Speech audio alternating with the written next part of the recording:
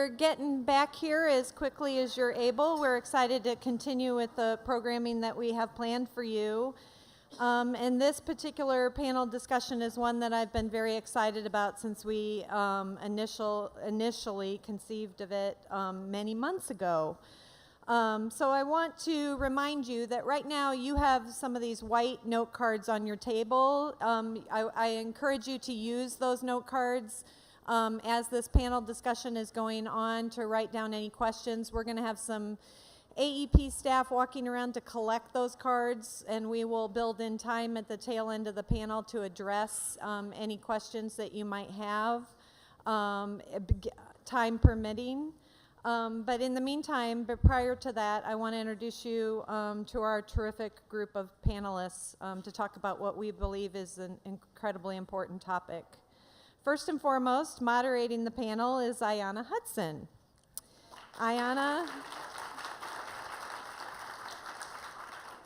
needs no introduction. She is the Director of Arts Education at the National Endowment for the Arts, and someone who many of us call a good friend and champion for arts education.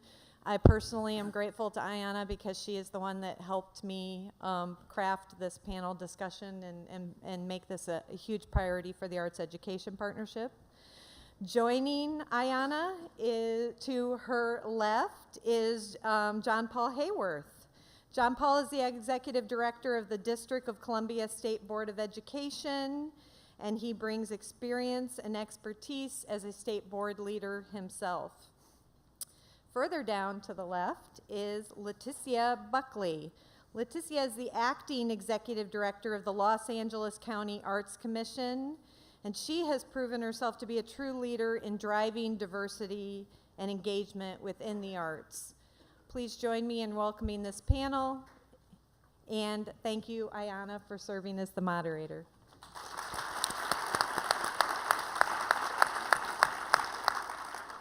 So everybody, good morning.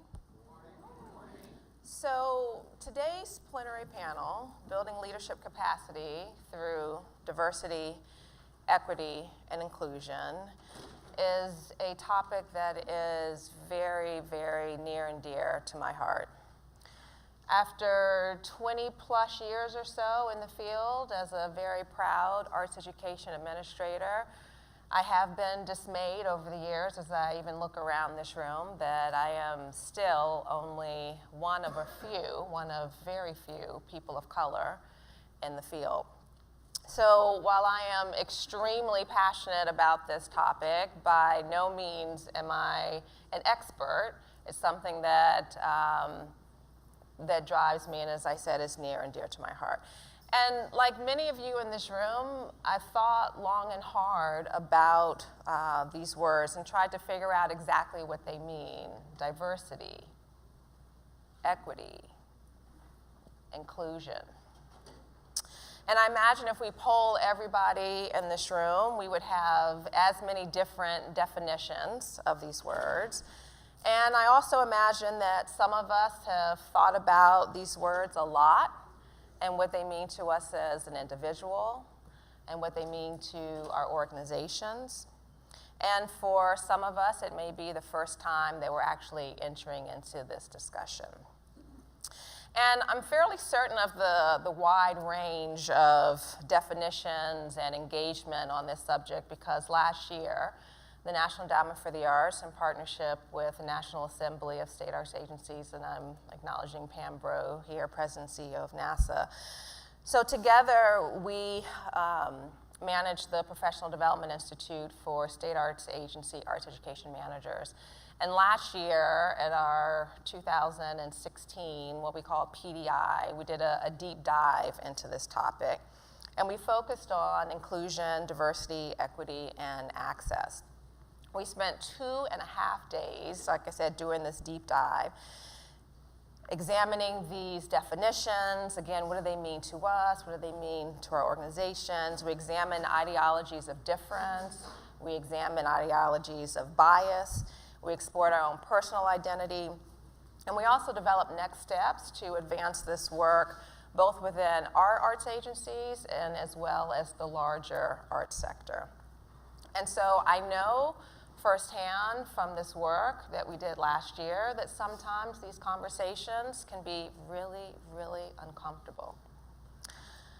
In fact, one of my greatest insights from the Institute last year is that people were much more comfortable talking about their organizations and their organization's strategies or lack thereof around diversity, equity, inclusion versus focusing on the individual. And I suspect that at times we may shy away from these conversations because we may be afraid of being judged. We may not have the tools and resources to navigate the conversations. I know that's something that I was really appreciative of the Institute last year, to help give me the tools and resources to engage in dialogue in this way. And sometimes we're just afraid to even get out of our own comfort zones. But also, because of the work last year, I know how critical the dialogue is and how important it is that we all engage in these conversations, because we are in a world where the demographic shifts are changing rapidly, as well as definitions of identity. It's really unprecedented. So it's important that we all take steps to understand each other's experiences and points of view. We understand, and we need to take steps to understand that our view is not the only way to see things. And I think, as importantly, and what is the basis of the conversation today, and what I'm really excited about engaging in conversation with my colleagues, is that we must spearhead the charge for the leadership and staff of our organizations to reflect the demographics of America and the students and the communities that we serve. So through the conversation with our panelists this morning, we're going to be exploring how they are each addressing diversity, equity, and inclusion. One, through the lens of changing county-wide systems and structures in LA County, Leticia, and one through the lens of organizational change in DC, John Paul. So it is our hope by the end of this conversation, you'll have some practical solutions on ways to impact policy, systems, and organizations, and ultimately, in order to impact the diversity of leadership in our organizations. So let's get started. So each panelist is going to share about 5 minutes of the work that's taking place in their community. Then we're going to dive into conversation, and then we'll have time to take some questions from the audience. And as Jane mentioned, remember, there are no cards and pens at your table, so get your questions going and make sure you're jotting those down. So we're going to start with Leticia. And I remember I was actually sitting at my desk one day. In full disclosure, I used to be the director of arts education for the Los Angeles County Arts Commission, so I still get their newsletters. And I was sitting at my desk when the newsletter came out, and I'm skimming through it, and I noticed that you all had just announced LA County's Cultural Equity and Inclusion Initiative. So can you talk a little bit about it? I know I was excited when I first heard about it and read about it, and we wanted to do some more investigation, so I'm so happy that it worked out that you were able to join us today. So can you give us just 5 minutes of kind of framing the context of what this initiative is and what you guys are up to in LA County? Definitely. Good morning, everyone. Buenos días. Andele. All right. So in November of 2015, the LA County Board of Supervisors instructed the Arts Commission to conduct a constructive countywide conversation around equity, inclusion, and diversity in arts and culture in LA County. When this happened, we at the Arts Commission were really unbelievably excited. This was work that was going on sort of behind the scenes. We can, share more about that. But when it actually came and there was an official motion, it meant the county was ready to have this difficult, challenging conversation. To be perfectly honest, I didn't realize how difficult and challenging it was going to be. It was also unbelievably inspiring and exciting and everything else you can think of around a conversation like this. There were four focus areas that the board asked us to look at: boards, staff, programming, and audience/participants in arts and culture across the county. LA County is home to about 10 million residents, 4,000 square miles. So it's a very large, diverse population geographically. So we knew this was going to be a big task to undertake because we knew that it needed to be a public process. So as part of that, we identified a group of co-chairs, or 3 co-chairs who are very active in the community, well respected, who represented diverse areas. So Maria Rosario Jackson, urban planner, also creatist, artist. Helen Hernandez, who is oversees the Imagen Foundation in LA, so the creative economy, and Tim Dang, who was the artistic director of East West Players. So very diverse. Those 3 co-chairs then, we opened up a call essentially for folks who were interested in participating in an advisory committee. We had over 150 people either nominate or self-nominate. Working with the supervisorial offices, there are 5 supervisors in LA County. And working with our offices and the co-chairs, 35 advisory committee members were chosen for a variety of reasons. One of the things that was most important in this conversation, to Ayana's point, was what do we mean by diversity? And so we identified, starting with the advisory committee, that diversity meant not just race and ethnicity and gender, but it also meant physical ability, LGBTQ status, socioeconomic, age. And so we really tried to have a group of advisory committee members who represented that and who were actually ready to guide us through this process, because ultimately this couldn't be the county saying what needed to be done. It needed to be coming from our community. Those 35 committee members met, and actually one of the things that we learned that we're so glad we did in advance and didn't realize how much, but we identified our North Star very early on. So we had definitions of what we meant, to Ayana's point, of equity and inclusion and diversity. And that was a really important part of this process. In addition, the advisory committee established guiding principles so that when we got into the really difficult parts of these conversations over the 18 months, we could always look back to what this was. Process included town halls. We hosted across the county 15 different town halls, about 800 to 1,000 people attended over the course of 2.5 months. From there, we actually had somebody sitting at every single table, literally taking notes, like verbatim what was being said. Those notes were then put into a form that working groups, which were smaller groups of folks who consisted of people who attended town halls, advisory committee members, who then really worked through what rose to the top in those conversations to come out with a set of recommendations. So there were 5 working groups. Each of those working groups identified 3 top priorities. And the working groups mirrored the focus areas. So artists, creators, program, et cetera. Through that, then a report was written. We took those recommendations, and a report, a 100 and something page report was written, and over the course of about 9 months, we went back and forth with the group, and in April of this year, that report was submitted to the Board of Supervisors. In that report, there are 13 recommendations, kind of 15 because 13 has A, B, and C.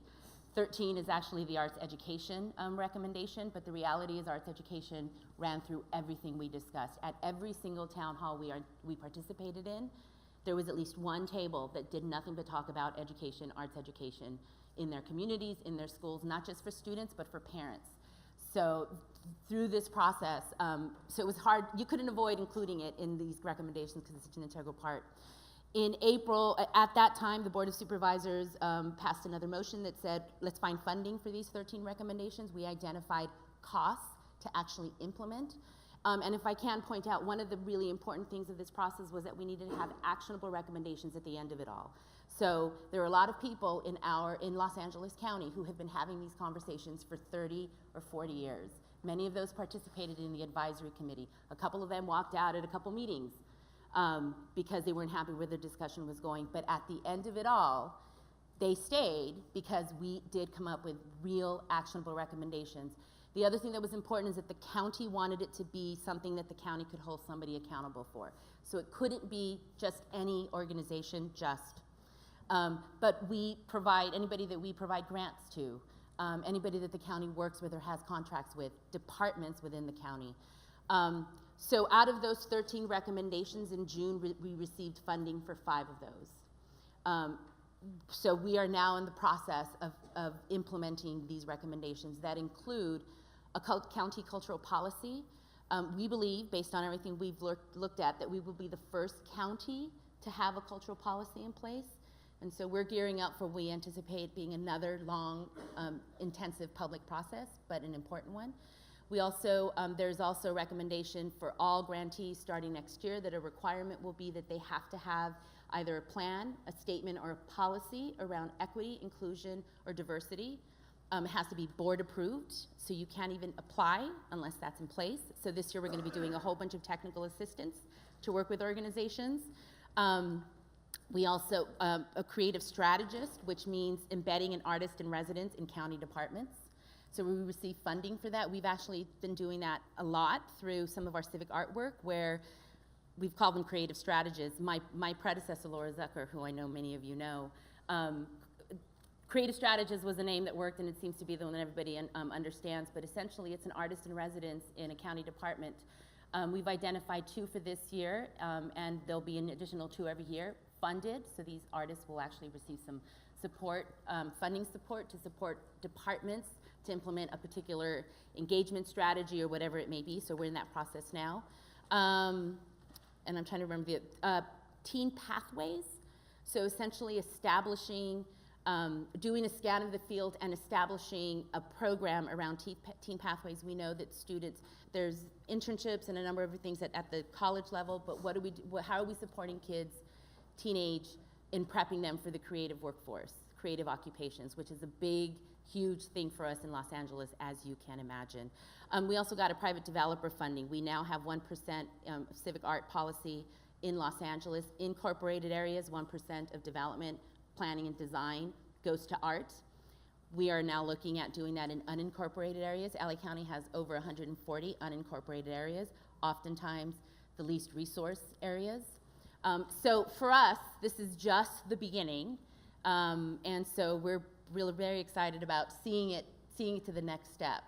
Great, thank you. Thank you for that kind of macro overview and thinking about a county the size of Los Angeles. And we're going to come back and unpack some of what you just shared.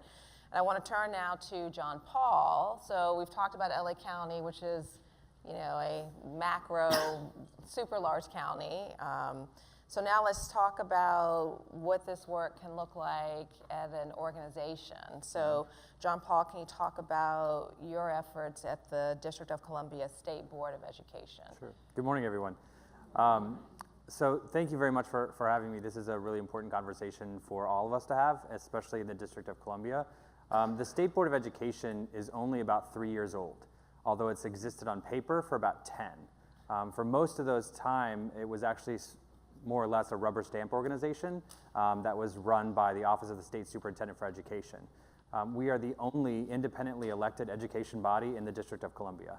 Everybody else reports either directly or indirectly to the mayor, which can be great when it's time for some types of action, and also be not so great, because for the district, the state superintendent reports to the same person that the chancellor of the public school system reports to. So it's a little challenging for the state education agency to actually report on what is actually going on in some of the schools if they're reporting to the same person. So we believe in the state board that we provide a really independent look at our education system.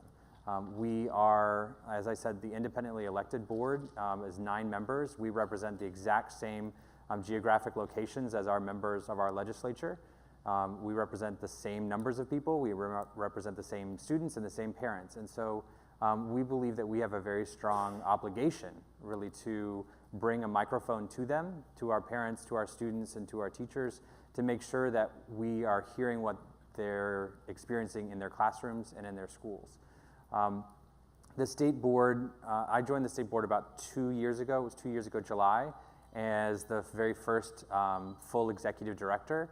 And we have a staff of 3, including myself. So at that time, we have been working really hard to make sure that we have additional staff resources for the board members. Board members are part-time. They work very, very hard and long hours, but they all have to have other jobs as well. And so we've expanded the board staff to be able to provide additional policy research for the board members. We've also hired our very first engagement and outreach person for the board so that we actually have a much more professionalized ability to go to the focus groups and to go to our community meetings and PTOs in a way that is much more, well, frankly, so that we're not just talking to people, that we're actually listening. Because that's one of the things that we've found is sorely missing in the district's education landscape. We do our best to have all of our outreach be where our people are. And what I mean by that is most governments have focus groups in the evenings at like 7 o'clock on a Tuesday, which is exactly when our single parents can't make a meeting because they're at their second and third job. The idea that we're actually reaching the people that we need to talk to by having meetings like that is kind of laughable. And so we're doing all that we can to make sure that all of our meetings are not only televised, but they are broadcast live on Periscope through Twitter. We have all of our resources and minutes for every single meeting that we do is online, hopefully within 48 hours, but we try to get it even quicker than that. We're trying new concepts about having 5-minute meetings that are posted on YouTube, so you can watch a little 3-minute clip and then do some surveying immediately afterwards so people can watch them. I'm trying to talk with business leaders about instituting an education break. So instead of having a lunch break and 2 15-minute 15-minute breaks for hourly employees, they get an extra 15 minutes to call their teachers. To be able to have something that they can participate in their schooling for their students is really vital. And so we're trying to be as innovative as possible with the very small staff that we have. The state board is incredibly lucky, however, to have 2 semi-autonomous independent groups as part of the state board. We have the Ombudsman for Public Education and the Office of the Student Advocate. Both offices provide direct services to students and parents. The Office of the Ombudsman provides due process complaints with anything related to school system. In the district, as well as many other places, we are having significant issues around student discipline. We are having significant issues around special education. And the folks that are hurt most by that are our children of color and our children with special needs. We're frankly not doing a very good job serving those kids in the district. And we're very much focused in the state board to make sure that that changes and changes in the short term and long term for all of our students. So Right. our current work, sorry. Oh, no, go ahead. So when I joined the state board 2 years ago, we did not have a diversity policy. We don't have an equity policy. We're still working on that. We're much more towards the start than LA County is, frankly. But we recognized that we had a lot of internal problems. We had some issues with our own perceptions and our own privileges that were really shaping policy in a way that was not helpful to anybody. And so we've taken a step back and we're doing some internal training. We've hired an outside firm. We've actually devoted about 1/6 of our budget to doing training internally for equity so that we all are on the same foundation. So we understand where we're all coming from, what it means when I say, no, this is the way it needs to be. What is that perception? What is actually being seen by the people that I'm speaking to? Just as a sort of example, in our poorest area of town, Ward 8, if I go into a meeting with parents, do I go in a suit or do I not? It's a simple question, but when you think about it, as a white man walking into a very poor area of town, coming from the government, I come with a certain perception, and I come and the people in the room are seeing me with a certain perception. So I have to recognize what that means. If I come in a suit, which I usually do because I want to show the folks in that room that I respect them and I want to hear from them, then that's the way that I'm seeing it. But they may not see it as that. So you have to think about all of these little issues to really get to the broader equity issues, because it really is an internal conversation, then an interpersonal conversation, and then an organizational conversation. And all of these things are not fun. They are not easy to have, but oh my gosh, do we need to have them? I mean, I think we can look around the room, as Anna was saying, just to see who's in this room, to know that we need to have these conversations and recognize that we all come with our own perceptions, and we need to understand what those are so that we can make equity more than just a word.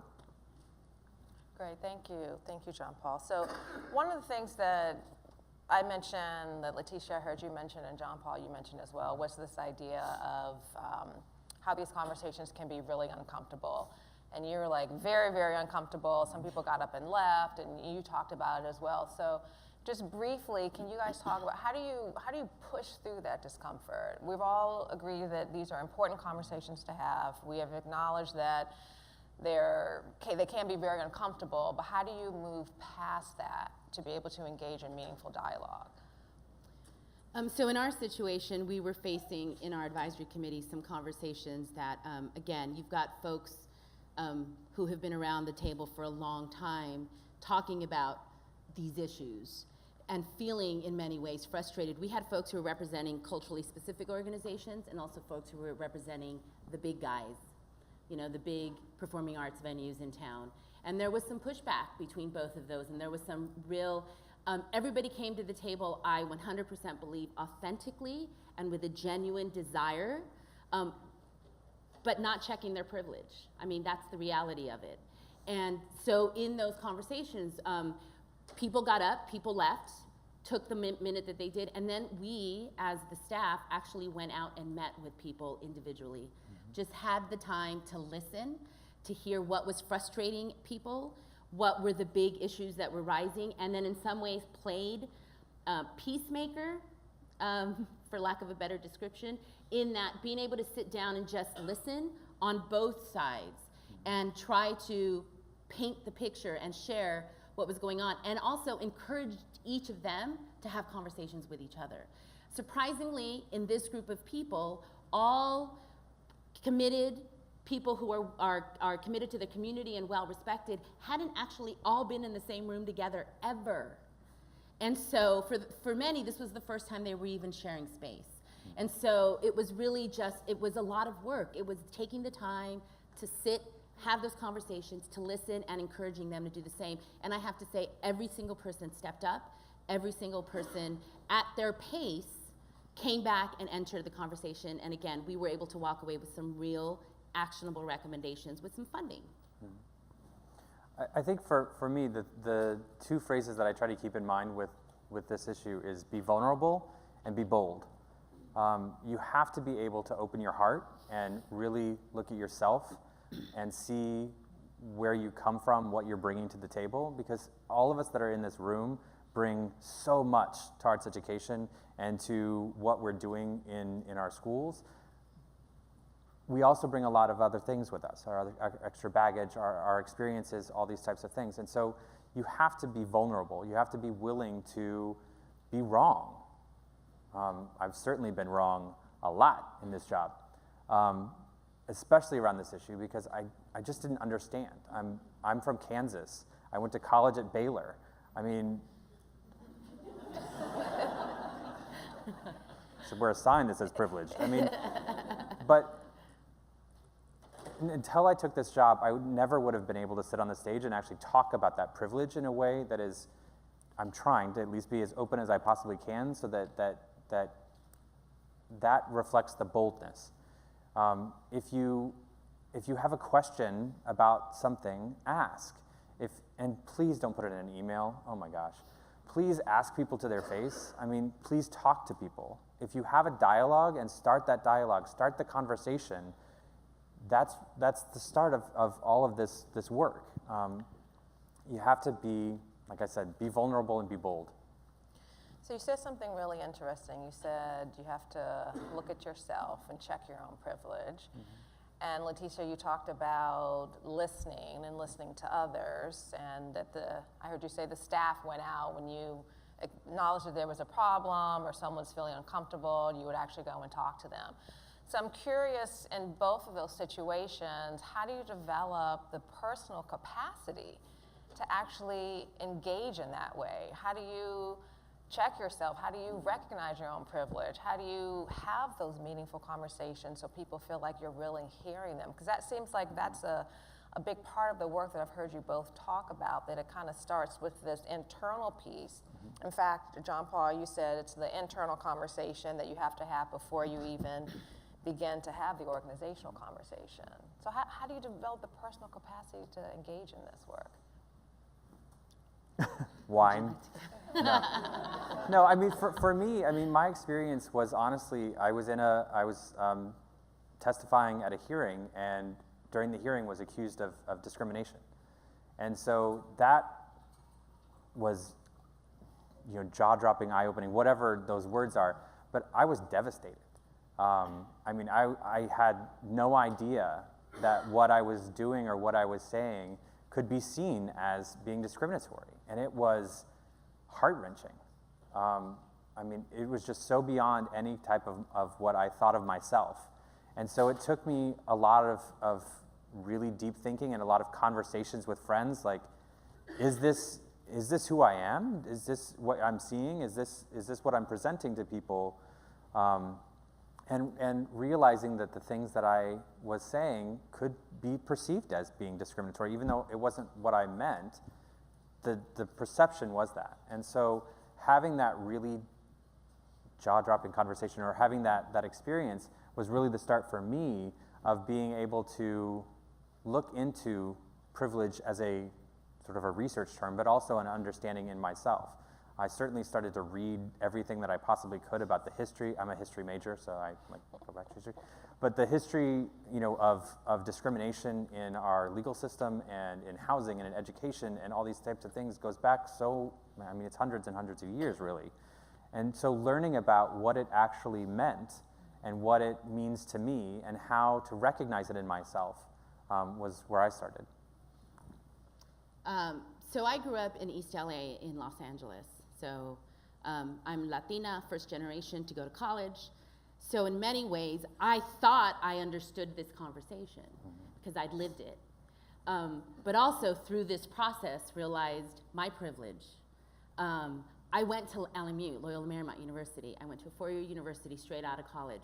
I got to experience arts and culture throughout my entire life because my parents made it a point to give me this experience, not realizing, quite honestly, that my peers weren't getting the same kind of exposure. And so in many ways, this has been something that, you know, I was faced with a bit of the similar situation where it's like, but I'm brown. Like, this is who I am, this is where I come from, these are, you know, like, I get this. Not so much. And so that was an ongoing, and that quite honestly continues to be an ongoing conversation. I'm married to a man who's African American and Caucasian, and we have 2 adopted Mexican kids.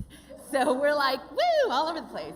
And we're, you know, and I live in a condo in downtown Los Angeles, and so, you know, I'm a gentrifier, and I'm a this, and I mean, it's a constant, ongoing conversation that has to happen at every step of the process, and then realizing, oh, I work at a county I work for government, and realizing, oh, I work for government, and then, ooh, I work for government. I could actually shift policy. I'm, as my dad always, you know, my dad was always like, can't change the system till you become a part of the system. Huh. So really, it's an ongoing, and you know, no matter where you started in the conversation, you always have to stop and say, how am I coming to this conversation? Mm-hmm. So you just said something that triggered something for me. You talked about the shifting of policy. So let's pivot our conversation a little there and really talk about a couple of different angles. One, the authority piece, right? So one of the things, Letitia, that you talked about was through this new initiative, requiring your organizations to have new policies.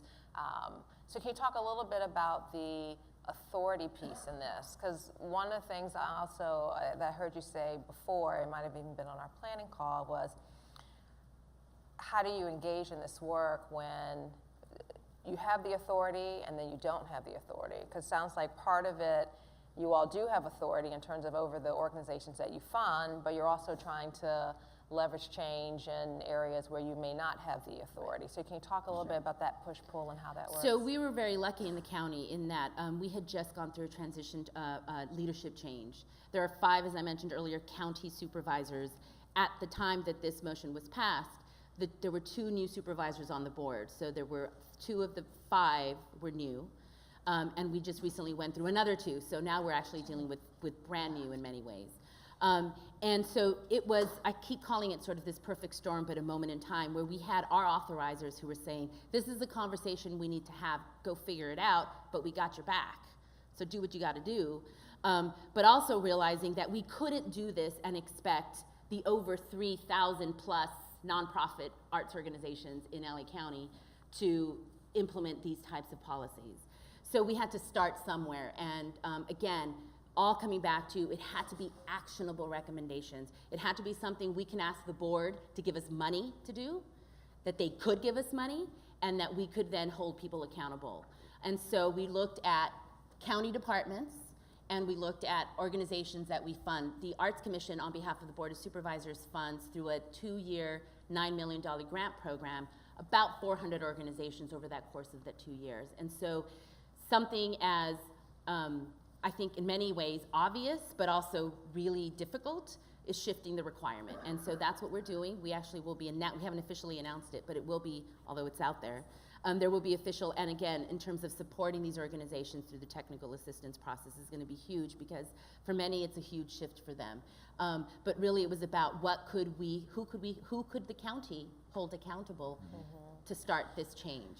So 2 questions from the audience that, for both of you, that I think support or take us a little deeper, Letitia, to what you just mentioned. So obviously, LA County, as you said, it's the government, right? So one question is, what do you recommend for organizations who don't have a lever like the LA County Arts Commission? And I'll add to that, how do you create the urgency to act when you don't have, Board of Supervisors who are adopting a policy, directing an agency to do something? So how do you get this work started when you don't have an organization like LA County Arts Commission? So in the district, as I was talking about earlier, the State Board of Education is an independently elected body, but we're almost entirely advisory only. We approve some statewide regulations, but we don't have any authority over schools. We pass standards, we don't deal with curriculum, and so the levers that we have really are ourselves and our ability to convene, our ability to talk about issues. And so for us, this issue is a matter of making sure that the folks in our community have the opportunity to have these discussions, that they are part of all of our discussions related to ESSA, related to high school graduation requirements, related to our school report cards. In the district, we have 6 different reporting mechanisms for schools, and we're trying to consolidate those, but one of them is our equity reports.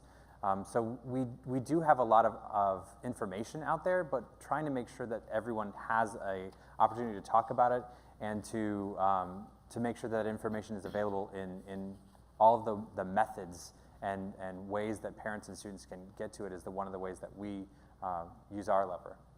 I think it comes down to at the ground, on the ground, one-on-one advocacy work. I mean, again, I'm in the government, so I can't tell you to vote for anything in particular. I can't, but it's important that if you have somebody in front of you, have a conversation about it. If this is something that is important to you, identify people in the communities who can help you raise it up to the top, because that's ultimately what happened. And the reality is, we had over 65 people attend. It took 6 hours at a public hearing to go through this process. At a certain point, one of the supervisors, the chairman, Mark Ridley Thomas, stood up and said, all right, we got the arts warriors in the room. That's right. You got everybody in this room ready to hold you accountable, because that's the other important part of this. Just like the county needed to be able to hold somebody accountable, who's holding the county accountable? And that really, we had an enormous amount of groundswell support in this conversation, and quite honestly, the only way we're going to be able to implement this is if we continue that groundswell, because otherwise it will be, again, that same conversation that we do in the echo chamber and don't go anywhere with it. So my recommendation is just who in your world, who in your immediate network can you start having these conversations with to build out? And it didn't happen overnight. This motion took almost a year to get it going, and I have to really, I can't say enough how much Laura, my boss, Laura Zucker, my former boss, really helped move this forward, and it was something that she'd been thinking about for years and years, and was talking and pushing it, and you know, engaging staff, and then staff engaging others. I mean, it was a process. It didn't happen overnight.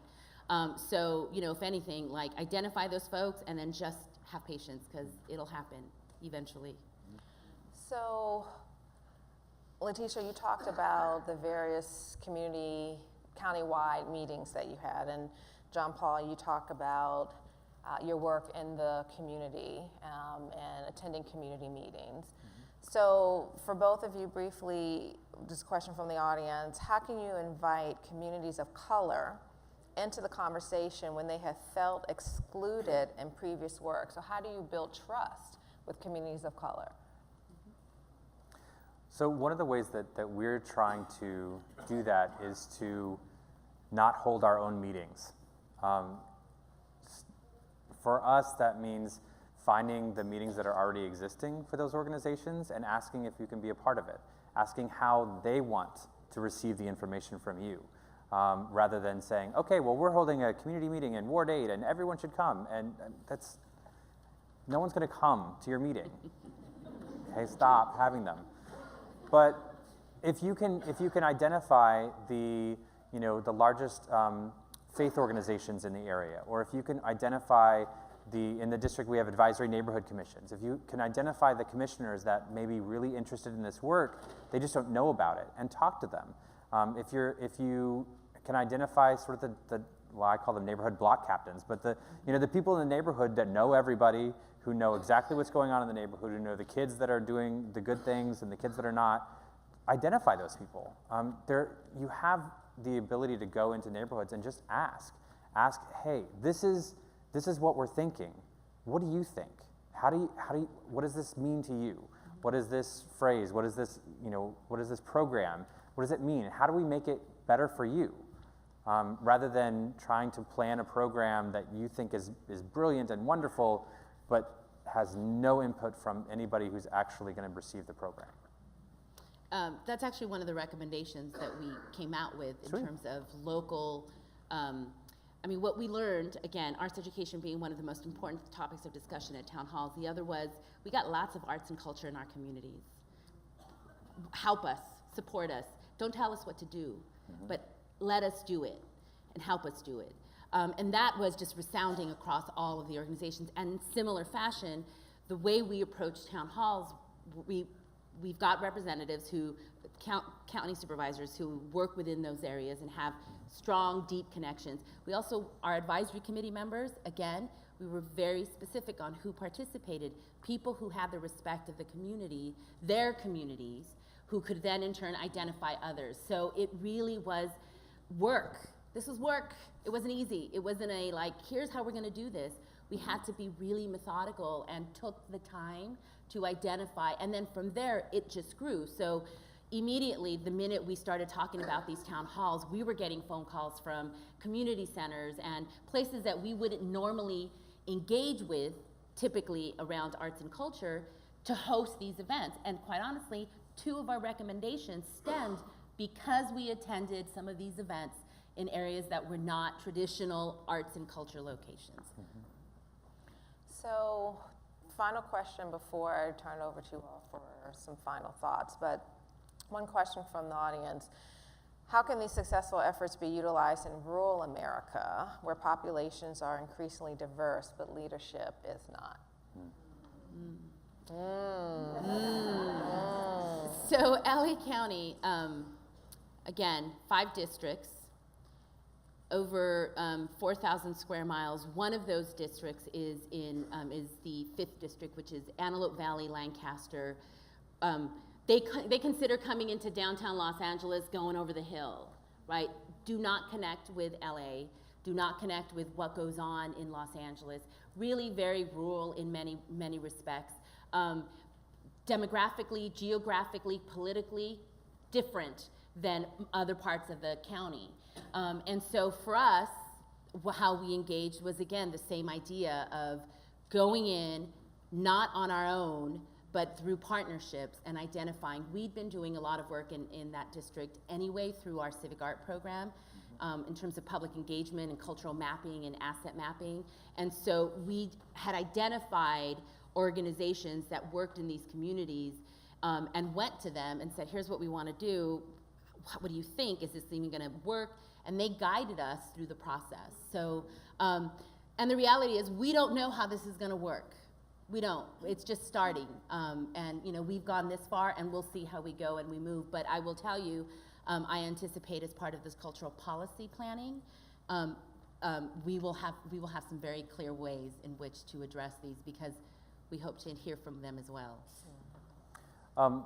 So I would suggest that you look at the programs that are existent, even if they're not rural, and try to find things that you can use. For instance, one of the things that we have significant issues with in the district is student mobility. Students, because we have a very thriving charter school sector, about half of our students are in charter schools, half of them are in traditional public schools. And we have a lottery system that is 98% of our schools. And that's how you figure out where you're going to school, is through the lottery system. And so student mobility for us is very challenging. For instance, if you're talking about high school graduation requirements, grades differ, right? An A in a history class in school X does not necessarily mean that you have the same knowledge content that you've learned in school B. And so how does that work if you're trying to figure out where to go to school and how to make those connections? When I was at the and I recognize this seems kind of off the, but trust me. So when I went to my very first National Association of State Boards of Education conference, I met my counterpart from Nebraska. And I was talking about mobility and how hard it is for urban areas, and he was like, oh yeah, we have the same issues. And I was trying to figure out, how in the world in Nebraska are you having student mobility issues? And he was talking about the poorer students. They go to a small town, they enroll in school, 3 months later, they can't make their rent, so they move to the next small town. And they move to the next small town. And so their students are going to 4 and 5 different school districts in a year, and the consistency of education is almost impossible to maintain. So the students fall further and further behind. It's the exact same thing that we're seeing in the district. So my suggestion would be to find organizations that you see are doing a good job and ask them to think about it from your lens. They've seen it from their lens and they understand what is successful for them, but try to find those models that might work in your areas. And the same types of things that work in our urban areas when we're talking in the district to faith leaders, or we're talking to neighborhood block captains, or whatever you're calling them, those exist in rural communities as well, right? The churches or the local, one of my favorite aunts lives in a town called Bramer, Missouri, and the little restaurant in town is called the Busy Bee. And everybody goes to the Busy Bee because that's the only place to go in town. So why not have a meeting at the Busy Bee? Right? Why not have a meeting where the people are, rather than asking them to come to your government meeting or whatever it is? But I mean, these places exist in every community. You just have to find them and ask how to get the information to those people that are there. So, final question for both of you, and John Paul, I'm going to start with you. So, you mentioned early on in your opening statement around the training you're doing around diversity, equity, and inclusion for the staff, for the board. Can you talk about the greatest lessons learned and insights from the process? Yes. So we are embarking on a very long process. And it's one that we believe will never actually be completed because the training needs to be ongoing. It can't just be a one-off, one-day training where you go in and, oh yeah, kumbaya, we're all great now. No, that's not how it works. When you walk out into the real world, barriers pop up and you have to figure out how to get around them or to get over them or erase them, right? Just like our kids in our schools, they are all facing barriers and we have to reduce them. So for us, what we're starting with is a full day, all staff, all board training, and we get to finally sit in a room and talk about everything that is who we are. And we get to have those conversations in a really open and frank manner that I've never experienced anywhere else. But being able to have a conversation with the person who is your boss and saying, you know, when you say this, this is what I hear. When you say, you must do this, I take it as an order. And it affects me the way that you say that. When you interrupt me, that makes me feel like you don't respect me as a professional. When you do these things. So having that type of conversation is the very bare minimum for us of a starting place. It's taken us since November of last year to find the right person to do this training, to make sure that it is the right type of training for us, that it is the right place. So this isn't something that you can just say, oh, okay, we're going to do this training and be done. But we're embarking and we're setting aside budget dollars, or we're setting aside staff time and board time to make sure that from now on, this is a regular part of who we are, and we're going to have, you know, regular check-ins with staff and with board members to see how we're feeling about things, and making sure that we're all on the same page moving forward, rather than just doing a one-off training. I'm certain we've all done enough webinars in our life to know that those are not necessarily the best resources for actual training, right? We have to be in a room, we have to sit around and actually have the conversations in order to move forward. And in 10 seconds, what are you most optimistic about? And then we'll finish. You know, I'm actually really, really optimistic about the future of education in the district.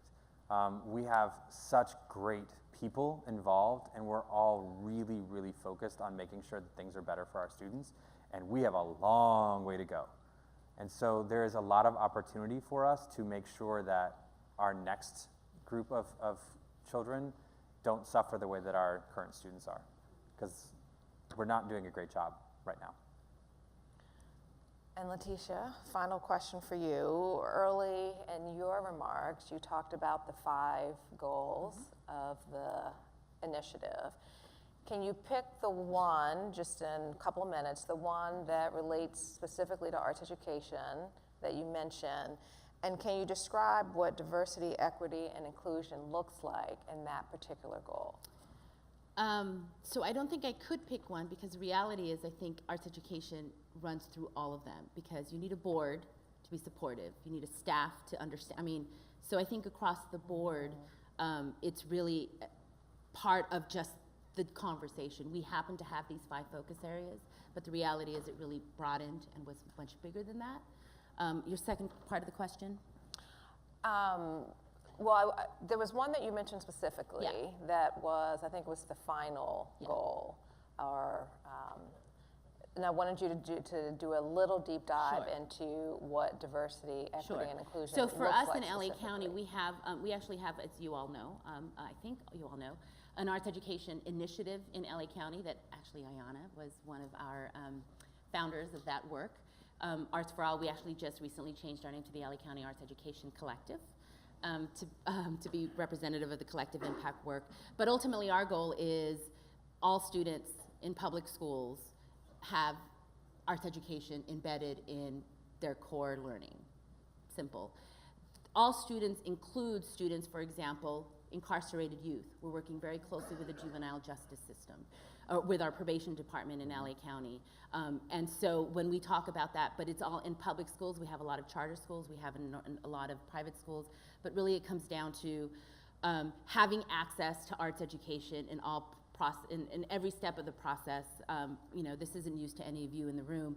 In LA County, one of the biggest sort of pushes is the creative economy, and you know, we've got the entertainment industry and et cetera, et cetera. But the reality is, not everybody's going to get a job in the creative industries or the entertainment industry, but there are a number of creative occupations that we have found in LA County where a lot of these students just don't even know they exist. I mean, in things like hair, makeup, wardrobe, I mean, it's unbelievable. It's something like 78 specifically creative occupations. So for us, it's about ensuring that kids are getting what they need K through 12 in prepping them and identifying the fact that there's lots of opportunities for you that go beyond what one would think is sort of traditional next step career-wise.